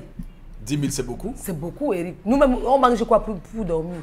La vie est dure. Pour avoir 10 000, là, c'est fort. Parce qu'on n'a pas spécifié. Tu passes une journée comme ça, là, tu souffres, fleur, à la fin du mois, tu prends encore 10 000 pour aller donner. On peut aider. Ça peut être un montant, ça peut être 5 000 francs. Pourquoi pas? Mais ceux qui vont, les rebelles, ceux qui vont nous qu'on ne donne pas, attendez voir ce qu'on va venir faire. Pour ceux qui ont la boutique. Je vais trouver que c'est normal. Soit tu vas arriver le matin, ouais, les gens sont à table. Quand on a fait quelque chose devant ta boutique, parce que tu n'as pas donné. Qu'on a déféqué, voilà, parce que tu n'as pas donné. Non, là, c'est pas bon. Je te dis, je dis que les gars, ils te disent que... Justement, quand vous venez avec des choses pareilles, les gars, tu viens qu'on a déféqué devant la porte. Tu viens qu'on a enlevé ton compteur. Et ça va en sorte que... On pouvait convoquer le Tendance à la parole. Il y a une manière de provocation aussi. Quand ils viennent... Non, il y a donc une manière. Il y a donc une bonne manière de répondre. Quand ils viennent une fois, 2 fois vous leur envoyez. 3e fois, si vous n'êtes pas poli, vous donnez même l'avance. Le prochain mois, on va venir soit enlever le compteur. Si on n'enlève pas le compteur, on va toujours chercher à prendre quelque chose dans la boutique ou encore casser même les cadenas, même si on ne parvient pas à entrer. Je connais, je sais de quoi ils parlent. Quand les gars arrivent, ils sont polis au départ, ils ont tous les formats en main. Ils ne viennent jamais, ils sont tous au nombre de 5 ou 6. Oui, Banae, tu as ça, Dieu me veut qui appelle les sons. Envoie madame, envoie ta part. Non, tu dis bien qu'ils sont gentils. Ils sont polis. Oui. Ça veut donc dire que tu dis, gars, les 10 000, je ne peux pas, moi, ma boutique. Et ils sont compréhensifs. Je donne, voilà, je donne 2 000. Mais quand vous commencez à dire, bon, mais attendez, vous êtes dans un territoire de quelqu'un. Je sais pourquoi il dit ça. Il y a des moments où les gars disent que, comme tu as réfléchi, j'espère que tu vas mettre les gardiens devant la boutique là. Oui. Je sais pourquoi je dis. Aider les gars sont polis. S'épanouir. Maintenant, les gens qui ne faites pas le dur. Quand vous n'avez pas, dites que papa, que vous avez. Voilà ce que votre soeur a, voilà ce que votre frère a. C'est doucement. Parce que si on commence à faire la guerre là, guerre, ça ne va plus être. D'accord. Alors, Chalamel, il y a l'autre question que tout le monde se pose. D'ailleurs, la polémique a éclaté, a commencé également à poindre dans les réseaux sociaux. Alors, il semble que ce débat a viré donc au débat tribal et dans lequel débat tribal, beaucoup estiment que beaucoup de ressortissants de l'Ouest s'offusquent de cela et pourtant, eux à l'Ouest sont très respectueux de ce que dit le chef à l'Ouest. Ils sont peut-être engagés dans oui. la de leur club. Oui. Est-ce que c'est pas du deux poids deux mesures? Est-ce que c'est pas du deux poids deux mesures? Peut-on oser à l'Ouest remettre en cause la parole d'un chef traditionnel? Déjà que ce ne pas des choses qui se sont faites à l'Ouest. Si, ça s'est fait avec fédéral. Non, mais je veux dire témoigner. Je ne peux pas. Ça s'est fait avec fédéral de Fumban. Je peux vous témoigner, vous donner un pédage. Oui. Avec Racine de Bafoussam, non, ça s'est fait. Je pose. Est-ce que si un chef parle à l'Ouest, il peut recevoir autant de critiques comme on le voit avec le chef? Partant du fait de prendre une décision, avant de prendre une décision, il y a ce qu'on appelle une assemblée consultative. Une assemblée consultative où le chef discute avec l'ensemble d'abord des membres de la chefferie. Après les membres de la chefferie, il est temps avec les chefs des quartiers et les chefs des villages avec qui il discute. Après les chefs de village, on étend au président des comités de développement de chaque village. C'est les présidents de comité de chaque développement qui vont s'exprimer à ce qu'on appelle la réunion des élites. Au niveau de la réunion des élites, ils posent le problème. C'est lorsque c'est validé que ça remonte et on dit tout le monde est d'accord, le chef prend la décision. Donc, je dis bien, c'est une assemblée consultative à plusieurs niveaux et à plusieurs degrés qui prend la décision. Bon, c'est pas très certain. Non, mais c'est pas très certain. Non, je vous le dis. Non, c'est pas certain. Je vous dis comment ça fonctionne. Non, mais c'est pas toujours comme ça. C'est pas toujours dit que vous avez la réponse en me posant la question. Bien sûr. Donc, bien sûr, c'est pas toujours comme ça. Et il y a visiblement. Non, mais sauf qu'il y a visiblement du deux poids deux mesures. Je ne pense pas qu'on aurait autant remis en question une décision royale. En aucun moment, monsieur, royale. Je dis bien en aucun moment, ceux que je connais à Deido, qui ont des trucs, ne sont pas des personnes rebelles, puisqu'ils composent véritablement avec la chefferie. Nous sommes d'accord. Pourquoi s'offusquer dans ça? Pourquoi est-ce que le principe de gestion, de gouvernance au niveau de la chefferie traditionnelle n'a pas prévu qu'on pouvait les appeler? Ce papier ne devait pas sortir si on avait convoqué les différents responsables step by step en leur disant voilà, à partir. Mais oui, c'est ça le rôle de la chefferie. Savez-vous qu'à une certaine période, on arrêtait n'importe quel individu, on le mettait dans la cellule de la chefferie? Il aura fallu que ce soit le préfet qui se lève contre ça. Non, Chalamel, c'est pas vrai. C'est pas vrai. Non, c'est pas vrai. Je vous raconte des choses qui ont été vécues à Deido. C'est pas vrai. Il n'y a eu que peut-être le lamido de Rebouba qui l'a fait à une certaine époque, là même en prison. Vous n'avez pas vu la prison de Deido? Mais je vous en prie. On est à Mondovision, là, je vous dis que la prison, il y avait une prison devant la chefferie. Ils avaient fait quoi? Qu'est-ce qui s'était passé? En tout cas, vous avez la parole. Vous avez dit un vous avez raison. Ne dites pas des choses pareilles. Je vous le dis.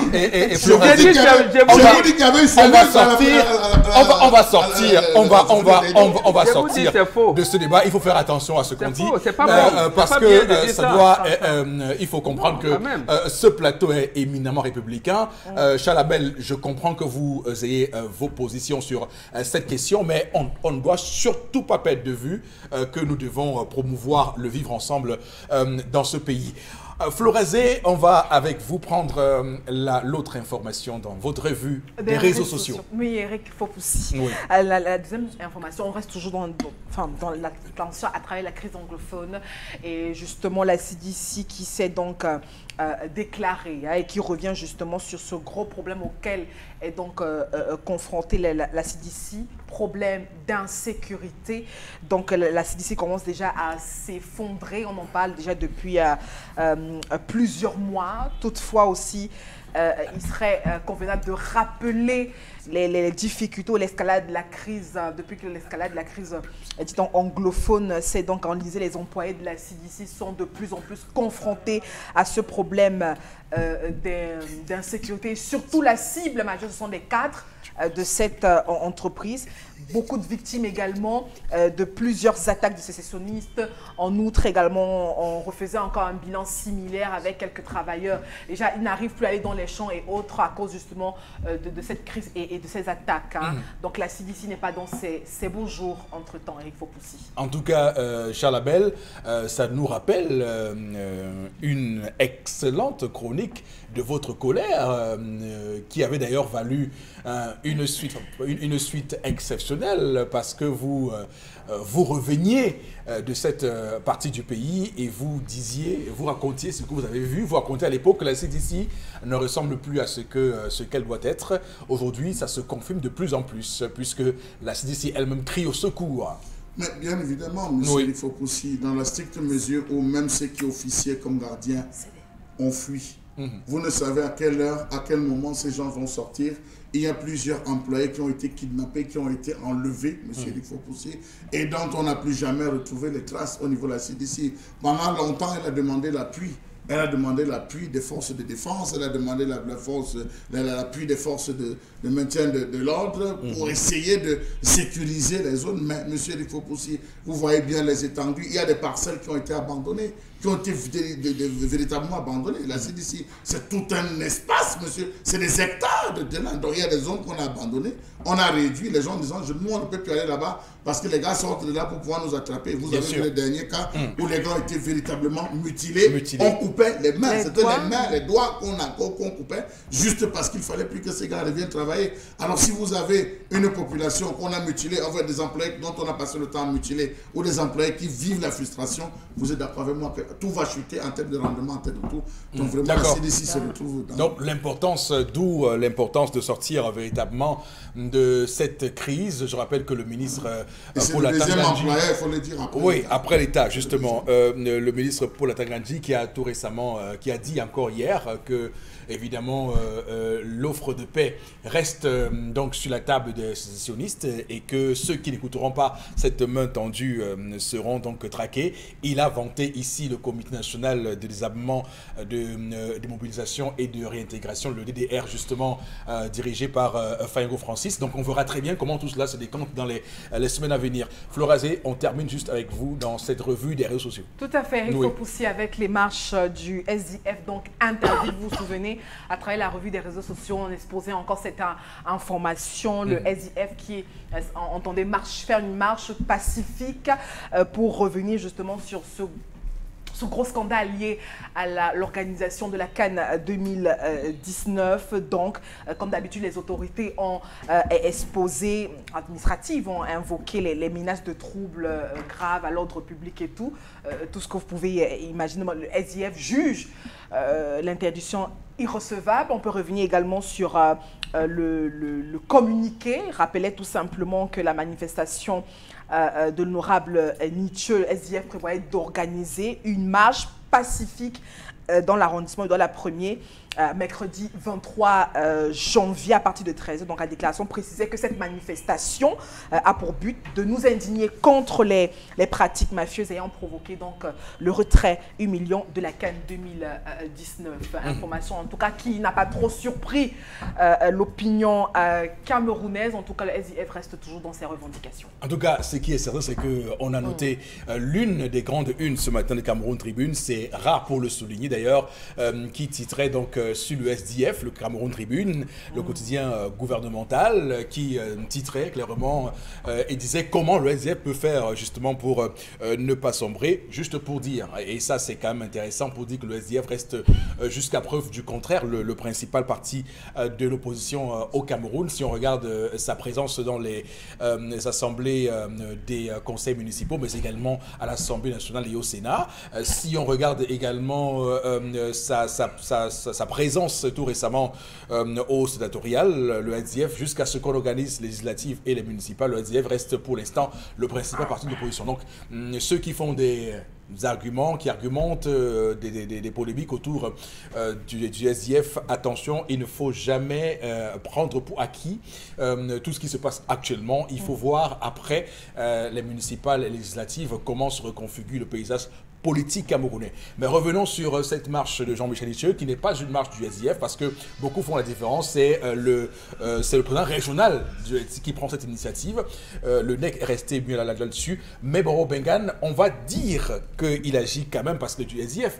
Il faut dire que chaque fois l'autorité administrative avance la raison de troubles, de menaces graves à l'ordre public. Oui, et sans se justifier. Ça devient systématique. Et sans se justifier. Oui. Qui a menacé de troubler l'ordre public? Est-ce M. Nietzsche, l'honorable Nietzsche, est-ce qu'il y a les dissidences au sein du SDF qui ne voulaient pas qu'il y ait marche, qui donc risque de troubler l'ordre public? Là, l'autorité administrative reste muette. Mais le problème qui se passe, fondamental en fait, qui se passe, c'est que moi je souhaite que les partis politiques déclarent les manifestations presque tous les week-ends. Oui. Comme ça, le tribunal administratif sera inondé des procès. Première chose. Deuxième chose, je ne comprends pas pourquoi les représentants du ministre de l'administration territoriale, j'allais dire, plombent la République. D'accord. Pourquoi le gouverneur est le représentant du président de la République? Est-ce que le gouverneur qui lui est installé par le ministre en fonction publique, lui, il a l'autorité sur le délégué régional des mines, le délégué régional des enseignements secondaires, le délégué régional, je ne comprends pas. Alors qu'il quel est ce pouvoir? Alors qu'il a pour tutelle l'administration territoriale. Oui. Pourquoi les autres tutelles des autres démembrements des ministères sont sous la tutelle des sous-préfets, des préfets et des gouverneurs? C'est cette incongruité de la République que je ne comprends pas. Est-ce que le délégué régional, ne sait pas, des enseignements secondaires, peut appeler la police? Non, il va demander au gouverneur d'appeler la police. Quand il y a une manifestation. Je ne comprends pas cette merci. Cette incongruité. Merci beaucoup, de la République. merci beaucoup, Mbok Bengan. Merci à Florazé pour cette revue des réseaux sociaux. On va lire quelques messages avec vous, Florazé. 3 messages ou 4 de nos téléspectateurs. Oui. Alors, vous savez, le football, on casse des passions. Hein. Alors, au Cameroun, il existait des associations de fan-clubs, des clubs étrangers, comme Marseille, qui collectait des fonds pour les envoyer dans les caisses de ces derniers pour aider ce club. Ça c'est vrai? continue. À Lobaba, il y a ici Paris, alors qu'ils sont à Lobaba. Allez-y, bon, moi, je vais continuez à lire les messages. Alors, la famille, la seule chose que je peux dire, c'est de demander aux jeunes... aux jeunes de travailler. Notre couverture économique ne nous permet pas encore de prendre exemple avec des pays développés. 10 000, c'est un peu trop, donc ce n'est pas tout le monde qui peut facilement l'avoir. C'est Landry qui est un habitant de Douala. Il s'agit de commerce sympa, de personnes intuitives personnes. Non, dis aux personnes que l'argent donné pour la promotion du football au Cameroun n'est pas imposable. Voilà. Il faut d'abord dire ça, c'est-à-dire que dans votre chiffre d'affaires, vous dites j'ai débarqué tant et surtout que les gars de Léopard vont signer. Cet argent ne sera pas imposable. D'accord. Allez-y, Florazé, rapidement. Troisième message. C'est vrai, quand on parle de football, ça va vraiment bon. Alors, ils sont... voilà, Roger pense que c'est une bonne ou une mauvaise décision? Une décision louable, mais on va revoir le prix doit être revu. Merci beaucoup. Le prix doit être revu à la baisse. Ok, en tout cas, on peut faire des aménagements ou des encadrements. Ce qui est certain, c'est qu'on voit très bien que cette décision est en train de créer la polémique. Madame, Monsieur, voici interpellation de ce mardi 22 janvier 2019. Nous allons regarder le document réalisé par Cédric Chouna et nous serons de retour juste après pour les commentaires sur ce plateau.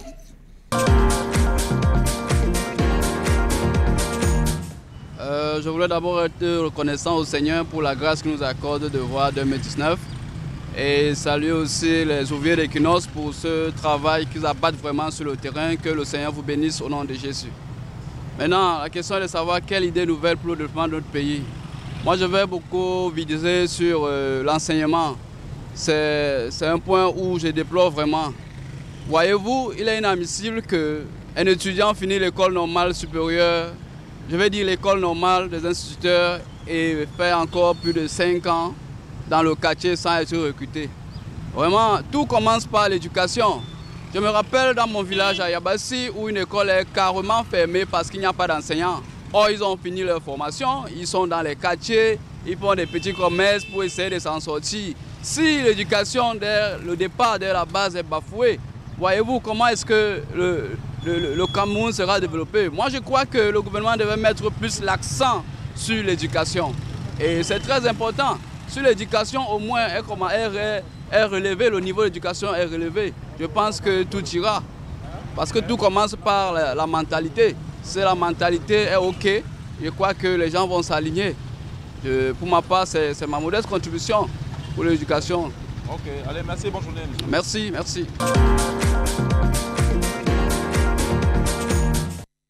L'école de la République, on va donc commenter hein, lorsqu'il s'agit pour nous de dire un mot sur le système éducatif camerounais et ses atermoiements. C'est toujours important parce que ça permet de nous situer par rapport à notre avenir. Et un homme bien formé, bien éduqué est un citoyen que l'on forme. La formule est à peu près ça. Donc, bon, Bengan, sur cette interpellation.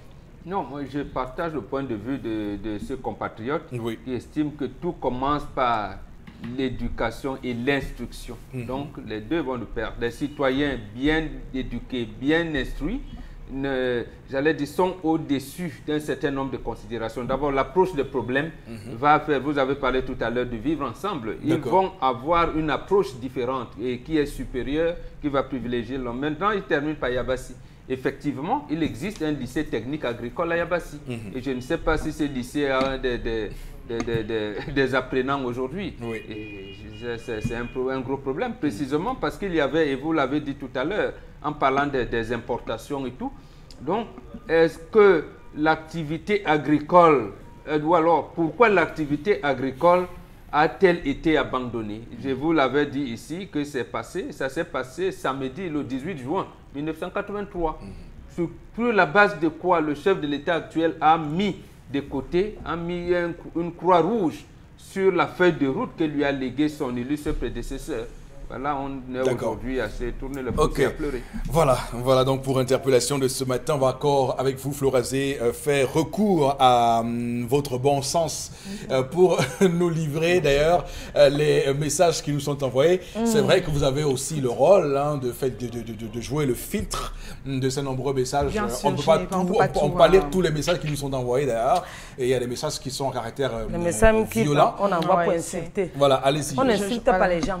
Bon, je ne peux pas me le permettre. Alors, une autre réaction. L'exemple du PSG est bien choisi, sauf que Léopold n'est pas dans une seule équipe de la ville de Douala. Voilà.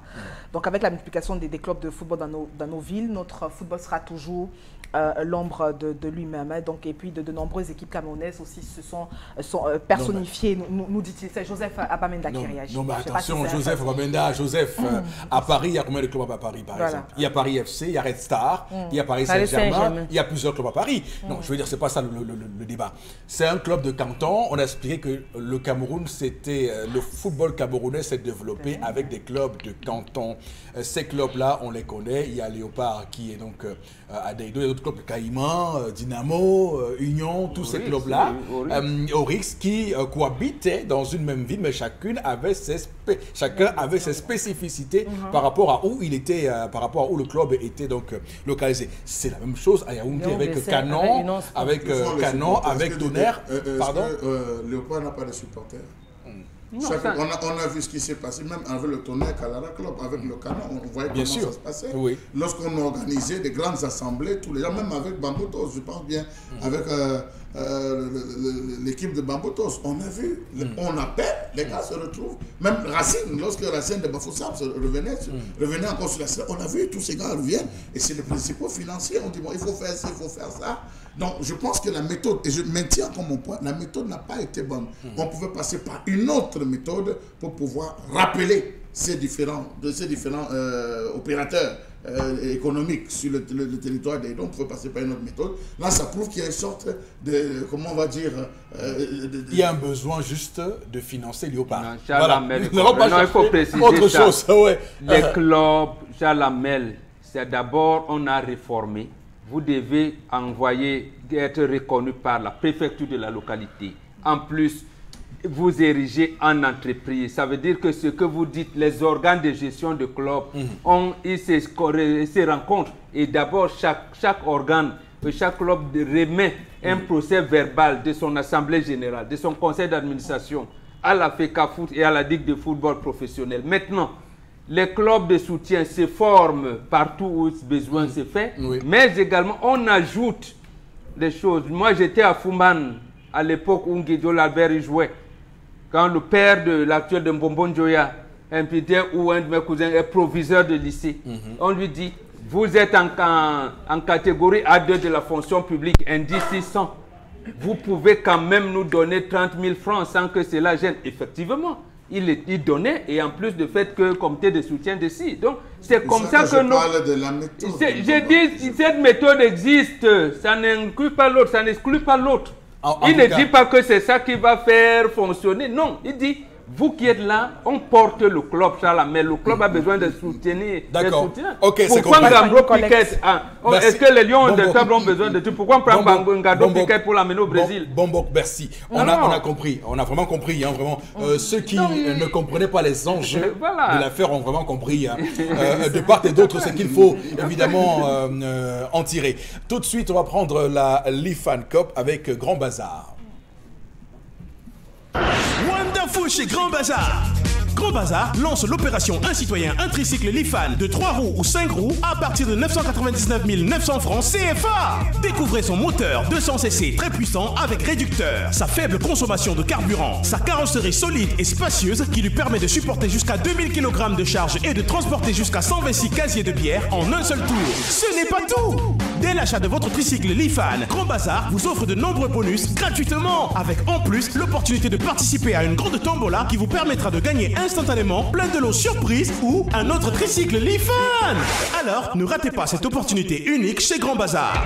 Les tricycles Lifan chez Grand Bazar, c'est une garantie de 6 mois ou 6000 km de parcours, la disponibilité des pièces de rechange d'origine à moindre coût et un service après-vente 24 heures sur 24 assuré par des techniciens chevronnés. La direction générale Grand Bazar est située à Douala, feu rouge Bessengue. Contact commercial 243 17 63 10. Avec les tricycles Lifan chez Grand Bazar, enjoy Lifan, enjoy life. Et donc pour en parler, Henri Timbaud, qui est le responsable marketing et communication de chez Grand Bazar. Bonjour Henri. Bonjour Eric, et bonjour à l'équipe du Zénith et bonjour à tous les fidèles clients de Grand Bazar. On va commencer par le cocktail de clôture de la Lifan Cup. Oui Eric, après la cérémonie de clôture, la finale et la remise des prix et des trophées, le directeur général de Grand Bazar et Lifan Group ont offert à tous les invités un cocktail, un dîner de fin. Et le moment le plus fort de ce dîner était la prestation de l'incomparable, l'intraitable, la comédienne de la comédie camerounaise féminine tendance kenyée qui est sur ce plateau, qui a donné un spectacle de taille qui a ébloui le public lors de ce cocktail, et vous aurez les images dans les jours à venir, et sans oublier aussi le talentueux Hippolyte Zangao des services de sport d'Equinox qui a managé la cérémonie de clôture du stade jusqu'au cocktail. Sans lui, nous serons tombés dans des erreurs très très graves, et nous disons donc merci à la radio et télévision Equinox pour nous avoir produit leurs éléments pour rehausser l'image de la Lifan Cup. Et donc, on va également évoquer ce matin, Henri, les avantages que vont bénéficier les équipes ayant participé à la Lifan Cup. Oui, Eric, qu'est-ce que les supporters, les coachs, les responsables d'équipe gagnent après la Lifan Cup? Voilà la question, et la réponse est très simple. Si vous êtes supporter, vous étiez joueur, vous étiez coach, vous étiez acteur de la Lifan Cup, c'est le moment pour vous de passer dans l'une de nos agences. Lors de vos achats, vous vous présentez en nous expliquant comment vous avez participé à la Lifan Cup selon votre manière, et vous serez directement vous aurez vu directement appliquer des réductions très spéciaux que le directeur général de Grand Bazar a prévues pour vous. Et vous avez aussi également le service après-vente gratuit pendant 1 an qui vous attend désormais chez Grand Bazar. Donc si vous avez acheté une moto, vous avez acheté un groupe électrogène Lifan, vous avez acheté l'électricycle Lifan, c'est le moment pour vous, en tant qu'acteur de la Lifan Cop, de passer chez nous, bénéficier de ces services que vous ne retrouverez jamais ailleurs. Donc voilà, venue donc la récompense effective de la Lifan Cop chez Grand Bazar. Et on va également parler de la moto du jeune cadre responsable de la Lifan Cop. Oui, Eric, le public a eu l'occasion à la clôture de la Lifan Cop ce samedi de découvrir le nouveau-né de ce tournoi qui est la moto du jeune cadre responsable, très solide, très efficace, très sophistiqué, stable, économique, qui ne consomme que 1 litre de carburant tous les 100 km. Venez découvrir donc cette moto dès cet instant à Grand Bazar. Cette moto donc est différente des autres. Vous ne la trouverez jamais ailleurs. Il faut signaler que ça a un moteur 150 cc très très puissant avec accélérateur à pression, double cylindre automatique. La moto 2C est là pour vous dans les magasins Grand Bazar uniquement. Vous savez, c'est aussi l'expérience de la toute dernière version de la technologie de Lifan Group Industrie. Elle est déjà présente chez nous. En profitez-en. D'accord. Le contact pour avoir les contacts, puisqu'il y en a plusieurs, pour avoir cette moto Lifan de nouvelles technologies, Henri. Exact. Nous sommes représentés sur l'étendue du territoire national par 64 agences du nord au sud, de l'ouest à l'est. Donc venez, si vous voulez, à la direction générale de Grand Bazar située au Feu Rouge Bessengue, à la vallée, 3 boutiques, vous retrouverez cette moto, ou vous pouvez nous contacter au 655 80 24 76, 655 80 24 76, ou alors vous pouvez nous contacter sur notre page Facebook Lifan Cameroun pour demander les images de cette moto, cette nouvelle moto, la moto du jeune cadre responsable. Avec donc cette moto et le grand championnat Lifan, c'est Enjoy Lifan, Enjoy Life. Merci beaucoup Henri Tambo. Madame, monsieur, on va s'arrêter là pour aujourd'hui. Des nôtres, on va se donner rendez-vous pour demain 10h. Vous savez ce qu'on dit, que Dieu bénisse le Cameroun.